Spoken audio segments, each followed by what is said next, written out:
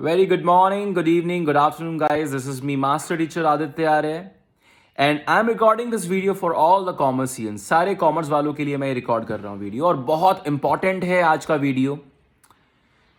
अभी तक हमने जो मैथ्स पढ़ा है on the Vedantu commerce channel, that is from the perspective of 11th and 12th preparation. But the question arises, सवाल ये उठता है कि कॉमर्स के अंदर मैथ्स का वाइडर पर्सपेक्टिव क्या है। एक अगर हम बड़े पॉइंट ऑफ व्यू से देखते हैं तो मैथ्स को हम कहां तक देख सकते हैं, कब तक काम आएगा। अब आपके ये प्रोफेशनल कोर्सेज के अंदर भी काम आता है, जैसे सीए सीएमए हो गया, ठीक है। उसके अलावा अगर आप एंट्रेंस एग्जामिनेशन लेवल तक जाओगे, जैसे ACET, DU जेट, जो आपको एक एंट्रेंस जिसको हम बोलते हैं under graduate entrance level examination पर आप जा सकते हो, जिसमें आपको BA BCom इस तरह की आपको डिग्रीज मिलेंगी। इसके अलावा अगर आपको BBA लेवल पर जाना है, यानी कि आपको मैनेजमेंट फील्ड में एंट्री करनी है, तो I am considering IPMET as an standard exam.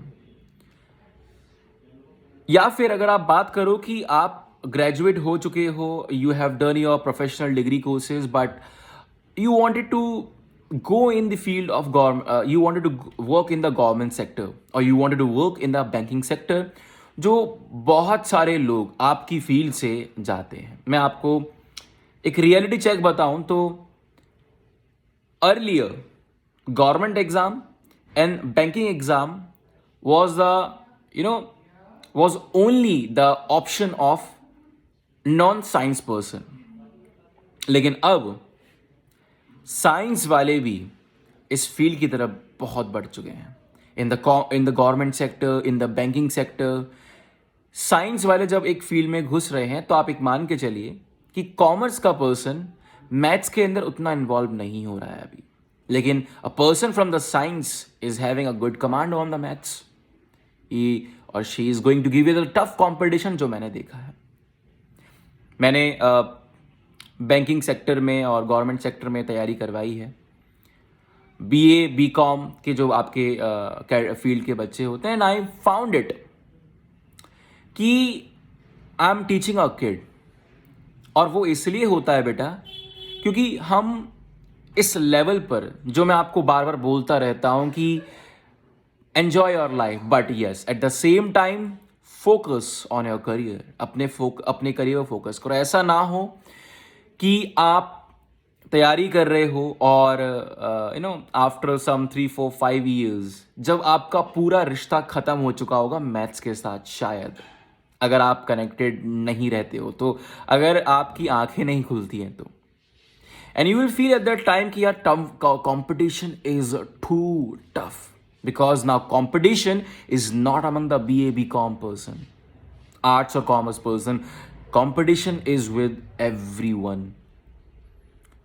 Her field का बच्चा आपके साथ कनेक्टेड होगा और वो आपसे शायद बहुत गुना बेहतर हो, क्योंकि वो आपसे ज्यादा उन टॉपिक्स को पढ़ चुका है। मैं साइंस की बात कर रहा हूं। तो ऐसे केस में जरूरी हो जाता है कि आप लोग इस लेवल पर आकर अपनी आंखें खोलो और अभी से इस चीज को समझो कि मुझे क्या करना है। मैथ्स को आज हम वाइडर पर्सपेक्टिव से समझेंगे। तो जितने भी लोग यहाँ पर बैठे हैं, मैं आज बताने वाला हूँ कि CA CMA ACET, आपके गवर्नमेंट एग्जाम, बैंकिंग एग्जाम जो ग्रेजुएशन के बाद आप भरते हो, under graduate entrance level exam, DU jet, IPMET, इन सब के बारे में बात करेंगे और वाइडर पर्सपेक्टिव से बात करेंगे कि कौन सा मैथ्स का टॉपिक आपके काम आने वाला है। और अच्छा रिस्पॉन्स रहा बेटा तो हम लोग इस चैनल पर शुरुआत कर देंगे। We need your support. मेरे सामने एक शीट खुली हुई है। अगर आप चाहते हो कि if you want me to share the sheet जिसके अंदर सब कुछ लिखा हुआ है, कौन सा टॉपिक किस एग्जाम में है, किस एग्जाम में नहीं है, तो you can write down in the comment section that share this sheet with us. That's all. बस एक स्टेटमेंट लिखना है अकॉर्डिंग टू द रिस्पॉन्सेज। मैं चाहता हूं कि सिर्फ 5 रिस्पॉन्स, 10 रिस्पॉन्स नहीं, 50 रिस्पॉन्स कम से कम इस चैट सेक्शन के अंदर होते हैं, तो I will be really happy to share with this and I will be really happy to start a new series जो आपके बहुत काम आएगी। अब मैं चाहता हूं कि मैथ्स को वेदांतु कॉमर्स पर सिर्फ 11-12 के पर्सपेक्टिव से भी नहीं, आप सोचो एक वाइडर पर्सपेक्टिव से। तो चलिए शुरुआत करते हैं। पेन पेपर लेकर बैठना ताकि आप नोट डाउन कर लो, और अगर आप पेन पेपर लेकर नहीं बैठ रहे हो तो make sure that you are commenting in the comment section and I will be sharing the sheet with you guys. चलिए सबसे पहले समझते हैं मैथ्स को कितने पार्ट में डिवाइड किया जाता है आपके लेवल पर। 5 पार्ट्स में मैथ्स को डिवाइड किया जाता है। पहला पार्ट प्योर मैथमेटिक्स, जिसके अंदर आपके टॉपिक्स आएंगे log, permutation, combination, sequence series and this, matrix, calculus, ये सारी चीजें। दूसरा पार्ट स्टैटिस्टिक्स होता है, जिसके अंदर 3-4 टॉपिक है, मैं आपके साथ शेयर करूंगा। इसके अलावा क्वांटिटेटिव एप्टीट्यूड जैसे कि both streams, time, work, races, ratio, proportion, सारे टॉपिक। इसके अलावा विजुअल रीजनिंग, जिसके अंदर आपके सामने फिगर्स दिए जाएंगे and you have to analyse those figures, you have to eliminate the figure, you have to add the figure, you have to know the pattern of the figure. इस तरह के questions आप कराएंगे। और लॉजिकल रीजनिंग, जिसके अंदर data interpretation हमने count किया हुआ है, और number series, coding, decoding, alphabet series, calendar, clock, ये सारी चीज़ें आपकी रहेंगी। चलिए बात करते हैं, मैं आपको सारे टॉपिक बताता हूँ कौन सा टॉपिक किस एग्जाम में आएगा, किस एग्जाम में नहीं आएगा। और make sure that you are noting everything. Pure maths के अंदर बात करें तो logarithm is a very important topic, it is coming in all the examination. और अगर आपको कहीं लगता है कि सर ये टॉपिक यहां नहीं लिखा हुआ है, तो एक बात आप समझिए, अगर किसी एग्जाम के अंदर प्योर मैथ्स आता है, किसी एग्जाम के अंदर अगर कैलकुलस आता है, ठीक है, तो आपको लॉग पढ़ना ही पढ़ना है, डजंट मैटर वहां लिखा हुआ है नहीं लिखा हुआ है। टॉपिक बहुत बड़ा नहीं है, 10 मिनट का टॉपिक है ये, ठीक है। तो आपकी ये CA, CMA, government exam, banking exam, DU jet, IP MET के अंदर ये क्लियरली लिखा हुआ है कि लॉग आएगा। लेकिन ACET एक्चुअल साइंस का ये पेपर होता है, और आपका जैसे कि रिस्क मैनेजमेंट, रिस्क एनालिस्ट की जॉब रहती है, यहाँ पर काफ़ी अच्छा फील्ड है। इंश्योरेंस सेक्टर के अंदर आप जाना चाहते हो, यहाँ नहीं लिखा हुआ है लॉग, लेकिन इस एग्ज़ाम के अंदर, इस एंट्रेंस एग्ज़ाम के अंदर, एक्चुअली कॉमन एंट्रेंस टेस्ट इसको हम बोलते हैं, इसके अंदर कैलकुलस आता है। और बेटा जब कैलकुलस आता है तो आप मान के चलिए लॉग के सवाल आएंगे। So make sure that you are learning the property of log. कई बार टॉपिक नहीं लिखा हुआ था क्योंकि दे आर कंसिडरिंग कि आपने वो पहले बचपन में कर लिया है। रूट्स, इंडिसेस, सर्ट्स, मतलब द गेम ऑफ पावर, यानी कि रूट निकालना, पावर के साथ खेलना, जैसे कि 2 क्यूब का होल स्क्वायर। इस बात को सुनिए क्वेश्चन को, 2 क्यूब का होल स्क्वायर और 2 टू द पावर 3 का स्क्वायर, दोनों सवाल बहुत अलग अलग हैं। अगर आपको आंसर पता तो आप चैट सेक्शन में रिप्लाई कर सकते हो। तो ये भी बहुत छोटा सा चैप्टर है and you can not eliminate this chapter. तो ये चैप्टर भी आपके सारे एग्जाम्स में है, but specifically CA, CMA, government exam, banking exam, DU jet, IP MET, इनके अंदर क्लियरली लिखा हुआ है। ACET के अंदर नहीं लिखा हुआ, but again at the same time लिखा तो एडिशन सब्सट्रैक्शन भी नहीं है, लेकिन बेसिक है बॉस, आएगा। समझ में आया? इसके अलावा ये वो टॉपिक है जो आप एलिमिनेट नहीं कर सकते। Permutation, combination is your most important topic. Being a commerce person, आप कॉमर्स में हो मतलब आपको पढ़ना है ये topic. Permutation, combination is a very important topic, her exam में हर जगह आपको दिखेगा। Sequence series again a very important topic which is in your CA, which is in your CMA। ACET के अंदर नहीं है, मतलब नहीं आएगा ये आपका टॉपिक। इसके अलावा गवर्नमेंट एग्जाम, बैंकिंग एग्जाम के अंदर है। DU जेट मतलब आपके अंडर ग्रेजुएट लेवल जो आपके एंट्रेंस एग्जाम होते हैं, BCom BA जो आप करना चाहते हो, उस लेवल पर नहीं आपको दिखेगा टॉपिक ये। IP MET के अंदर भी टॉपिक नहीं है। अगला टॉपिक है, लेकिन again at the same time you can see this topic is almost in every exam, 1-2 exam को छोड़कर, 3 एग्जाम को छोड़कर। Quadratic equation which is very very important topic, you can not eliminate this topic. ये topic आपके हर exam के अंदर आएगा। CA के अंदर, CMA के अंदर लिखा हुआ है क्लियरली, ACET के अंदर नहीं लिखा हुआ है, but again at the same time अगर आप डील करते हो chapter like relation function, trigonometry हुआ, तो ये topic you can not eliminate this topic, आपको रूट्स निकालने आने चाहिए. You should know how to deal with equation, theory of equation. Maths आया है तो इक्वेशन आई है, और इक्वेशन आई है तो क्वाड्रेटिक कभी भी आ सकती है. तो again you should not eliminate this topic, मतलब ये तो करने ही करने हैं. तो log, root surd, indices, permutation, combination and quadratic equation, ये 4 टॉपिक ऐसे हैं जो आपको करने हैं. सीक्वेंस सीरीज का आपके बारे में मैंने बता दिया है कि ये एंट्रेंस लेवल पर नहीं है, यानी कि ACET, DUJET, IPMET इस लेवल पर हमें एक टॉपिक नहीं देखने को मिलता है. अब बात करते हैं मैट्रिसेस डिटर्मिनेंट के बारे में. तो मैट्रिसेस डिटर्मिनेंट आपको CA में देखने को मिलेगा. CMA के अंदर आपको ये देखने को नहीं मिलता है. ACET के अंदर आपको देखने को मिलेगा. इसके अलावा गवर्नमेंट एग्जाम, बैंकिंग एग्जाम में आपको ये देखने को नहीं मिलेगा. DUJET, IPMET के अंदर देखने को मिलेगा. यानी कि अगर हम बात करें तो आपके इस अंडर ग्रेजुएट लेवल पर ये टॉपिक बहुत इंपॉर्टेंट है, लेकिन जैसे आप आगे बढ़ते जाओगे, यानी कि once you complete the graduate level, इस टॉपिक का इंपॉर्टेंस खत्म हो जाएगा. यानी अभी तक ही इसका इंपॉर्टेंस है. अब आपको चीज़ें समझ में आने लगेंगी धीरे धीरे कि मैं टॉपिक को बता रहा हूं दोनों पर्सपेक्टिव से. अभी logarithm, roots, surd, indices, permutation, combination, quadratic equation, ये टॉपिक आपका अभी और बाद में ग्रेजुएशन के बाद भी काम आएगा. फिर मैंने आपको बताया सीक्वेंस सीरीज जो अभी काम आएगा, बाद में काम नहीं आएगा. ठीक है. फिर हमने इसके बारे में बात की थी, सॉरी, सीक्वेंस सीरीज अभी काम आपके CA, CMA के अंदर है, लेकिन DUJET, IPMET और ACT के अंदर नहीं है, और बाद में काम आएगा. मैट्रिक्स डिटर्मिनेंट अभी काम आएगा, उसके अलावा कहीं पर टॉपिक देखने को नहीं मिलेगा. CA के अंदर है, CMA के अंदर नहीं है, ACT के अंदर है, बाकी इसके अलावा फिर आपके गवर्नमेंट बैंकिंग के अंदर नहीं रहेंगे. DUJET, IPMET में आपको देखने को ही मिल जाएंगे. Again differential calculus, integral calculus, calculus वाला पोर्शन आपके अभी काम आता है, बाद में काम नहीं आएगा, क्योंकि बहुत प्योर मैथ्स में चला जाता है, डीप प्योर मैथ्स के अंदर चला जाएगा. तो CA लेवल पर दोनों तरह के कैलकुलस हैं, differential and integration. CMA level पर आपके टॉपिक देखने को नहीं मिलते हैं. ACET में आपको देखने को मिलेंगे.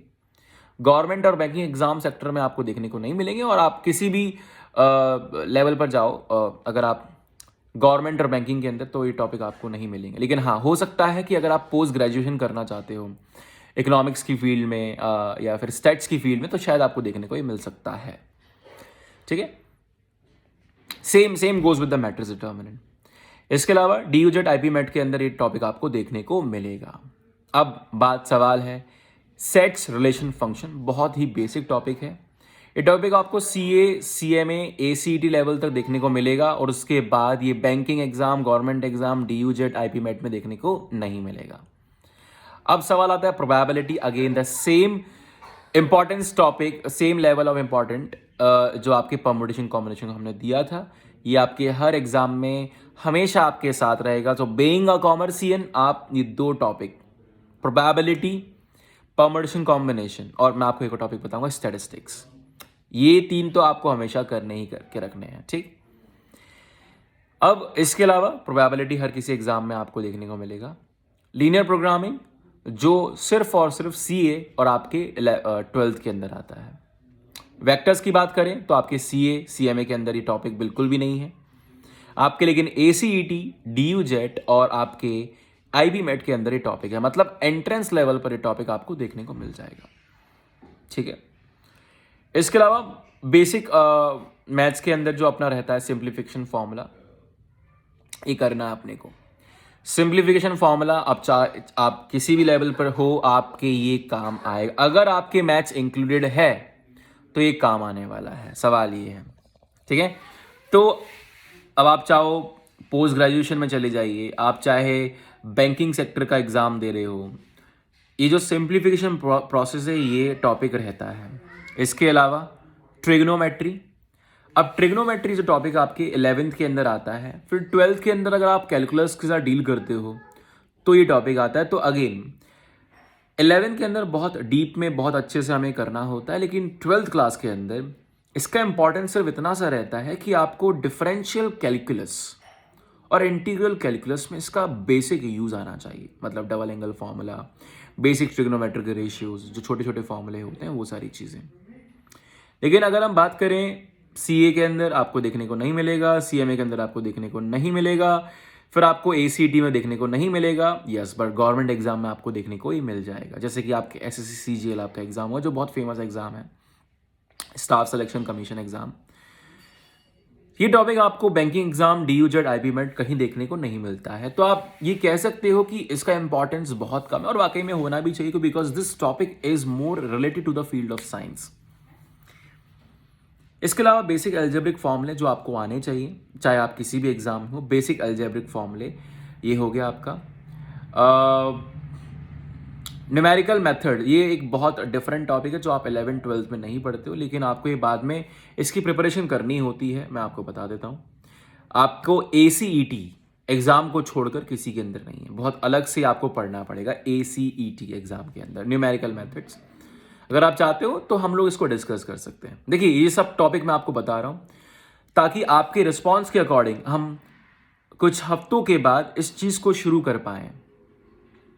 इस सारे टॉपिक हम पढ़ना चाहते हैं वेदांतु कॉमर्स के ऊपर, तो आप मुझे कमेंट सेक्शन में बताइए कि आप मैथ्स को 11th 12th के पर्सपेक्टिव से पढ़ना चाहोगे या फिर आप एक वाइडर पर्सपेक्टिव से। मुझे बड़ा अच्छा लगेगा कि हम एक वाइडर पर्सपेक्टिव से इन चीज़ों को देखें, क्योंकि हमारा नज़रिया बहुत बदल जाएगा। फिर हमारा नज़रिया सिर्फ मार्क्स के ऊपर नहीं होगा, हमारा नज़रिया होगा कि हम एक करियर को अच्छा बना सकें। ठीक, चलिए, ये तो हुआ आपका प्योर मैथमेटिक्स। इसके अलावा कोई भी टॉपिक आपके किसी काम का नहीं है।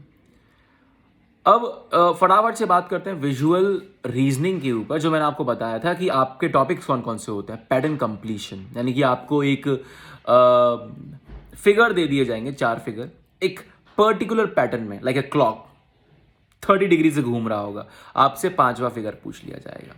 हाँ, हो सकता है कि आपको ट्राइंगल दे दिया जाए, फिर उसके बाद आपको स्क्वायर दे दिया जाए, फिर उसके बाद आपको पेंटागन दे दिया जाए, फिर आपको हेक्सागन दे दिया जाए, फिर आपसे पूछा जाएगा what is the next figure, heptagon और octagon, decagon, nonagon, whatever it is. इस तरीके से आपसे क्वेश्चन, पैटर्न कंप्लीशन, आप बताओगे, जैसे नंबर्स में आप बताते हो कि अगला नंबर कौन सा होगा, because you can see the pattern. इसके अलावा काउंटिंग ऑफ फिगर्स, आपने कई बार क्वेश्चन देखे भी होंगे फेसबुक के ऊपर कि 99% people can not solve this question. वहाँ पर ऐसा होता है कि आपको एक ट्राइंगल दिया जाएगा, ट्राइंगल के अंदर ट्राइंगल, ट्राइंगल के अंदर triangle, and then you have to count the number of triangles. इस तरह के क्वेश्चन आपसे पूछे जा सकते हैं। जरूरी ट्राइंगल हो, they can have the random figure also. फिर इसके अलावा फिगर फॉर्मेशन एनालिसिस, इसके अलावा फिगर सीरीज, मिरर इमेज, ये सारे टॉपिक आपके रहते हैं, और ये टॉपिक आपके किसी भी एग्जाम में नहीं आते हैं एक्सेप्ट द गवर्नमेंट एग्जामिनेशन। ये आपके गवर्नमेंट एग्जाम के अंदर आएंगे। ठीक, बैंकिंग एग्जाम के अंदर इसका छोटा सा पोर्शन होता है पैटर्न कंप्लीशन का, बस उसके अलावा कोई और टॉपिक नहीं आता है। तो आई एम कंसिडरिंग गवर्नमेंट और बैंकिंग एग्जाम में टॉपिक है, दोनों के अंदर ही टॉपिक है, और यानी कि आप चाहो तो इसको बाद में भी पढ़ सकते हो, जब आप ग्रेजुएशन खत्म करने के टाइम पर ये चीज़ आप कर लोगे। ठीक, तो हमने क्या क्या कर लिया अभी तक, प्योर मैथमेटिक्स और विजुअल रीजनिंग का पार्ट हमने कर लिया। एक और छोटा पोर्शन है स्टैटिस्टिक्स का, वो भी हम कवर करते हैं फिलहाल। तो स्टैटिस्टिक्स के अंदर आपके टॉपिक जैसे कि statistical description of data, measures of central tendency जो आप पढ़ते भी हो, डेविएशन हो गया जो इसी का ही पार्ट है, एडवांस स्टैटिस्टिक्स जो आप पढ़ोगे, बाद में पढ़ोगे आप, इंडेक्स नंबर, टाइम सीरीज जो अप्लाइड मैथमेटिक्स का पोर्शन है। तो देखो, बीइंग अ कॉमर्स पर्सन, ये टॉपिक आप बिल्कुल करिए। इट डजेंट मैटर कि आप किस एग्जाम की तैयारी कर रहे हो, नहीं कर रहे हो, या आपके CA के अंदर आता है, या आपके CMA के अंदर आता है, या आपके ACT के अंदर आता है, या आपके ये 3 टॉपिक के अंदर तो आता ही आता है। इसके अलावा आपके गवर्नमेंट एग्जाम, बैंकिंग एग्जाम के अंदर ये चॉइस दी जाती है कि क्या आप ये टॉपिक, बिकॉज जब आप सेकेंड लेवल पर जाते हो तो आपको चॉइस दी जाती है कि whether you want to fill this topic और नॉट। बेसिकली गवर्नमेंट और बैंकिंग सेक्टर के अंदर एक स्पेशल जॉब कैटेगरी होती है, अगर आपको वो फिल करोगे तो ही आपसे पूछा जाएगा, अदरवाइज नहीं। लेकिन आई एम कंसिडरिंग कि आप कॉमर्स के हो और आपको ये टॉपिक आना ही चाहिए। DUJET और IP MET के अंदर मेजर्स ऑफ सेंट्रल टेंडेंसी आता है। तो अगेन स्टैटिस्टिक्स पूरा आपको अच्छे से करना है।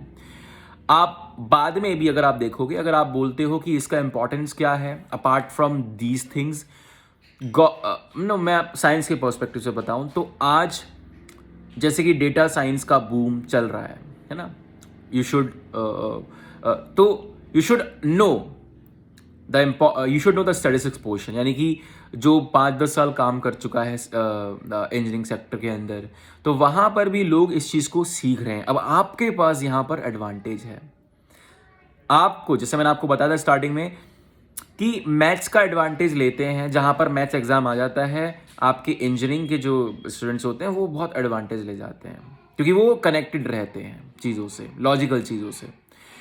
आप कॉमर्स के हो तो आप लोगों का कनेक्शन थोड़ा सा कम रह जाता है चीज़ों का, लेकिन अब आई होप कि आप इंपॉर्टेंट समझोगे और आप इन टॉपिक्स को अच्छे से करोगे। लेकिन स्टैटिस्टिक्स एक ऐसा टॉपिक है जो which is command, which is a commerce person has command, more command than the other field person, तो इसको आप सुपर स्ट्रांग बनाओगे। ठीक, अब 2 सेक्शन बचते हैं, लॉजिकल रीजनिंग, क्वांटिटेटिव एप्टीट्यूड। ये 2 टॉपिक ऐसे हैं, मैं आपको बोलूंगा कि करो, इट डजेंट मैटर, करिए आप। बैंकिंग सेक्टर आएगा, गवर्नमेंट सेक्टर आएगा। अगर आप जॉब सेक्टर में जाना चाहते हो तो companies do ask the basic आपसे पूछा जाता है। बेसिकली ये एक सिलेक्शन प्रोसेस का एक क्राइटेरिया होता है, क्वांटिटेटिव एप्टीट्यूड और लॉजिकल रीजनिंग, विजुअल रीजनिंग एक पार्ट होता है। तो ये 2 सेट जो आपके पोर्शन है ये आपको करने ही करने, लेकिन फिर भी मैं आपको कैटेगराइज करूंगा। अच्छा, एक चीज आप नोटिस कर रहे हो, सीएमए की अगर मैं बात करूं, सीएमए की बात, तो सीएमए के अंदर क्वांटिटेटिव एप्टीट्यूड पूरा का पूरा नहीं है। सीएमए के अंदर सीएमए के अंदर लॉजिकल रीजनिंग बिल्कुल भी नहीं है।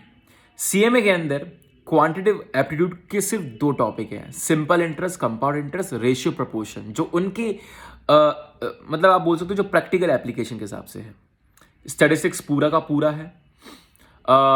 सीएमए की बात कर देता हूं तो log, root, surd, indices, permutation, combination, sequence, series, quadratic equation, set relation function, probability, ये टॉपिक हैं। तो सीएमए करते हो, अगर आपको लगता है कि मैथ्स से थोड़ा सा हटना है, तो सीएमए मुझे एक ऐसा सेक्टर दिख रहा है जहां पर मैथ्स बहुत कम है। ठीक है, इवन सीए के अंदर भी काफी मैथ्स आ जाती है। अब चलिए बड़े पर्सपेक्टिव से बात करते हैं। तो लॉजिकल रीजनिंग वाले पोर्शन के अंदर blood relation, sitting arrangement, direction, syllogism, number series, coding decoding, odd man out, data interpretation, logical Venn diagram हो गया, क्यूब्स एंड डाइसेस हो गया, coded inequality, data sufficiency, ranking alphabet, clocks, calendar.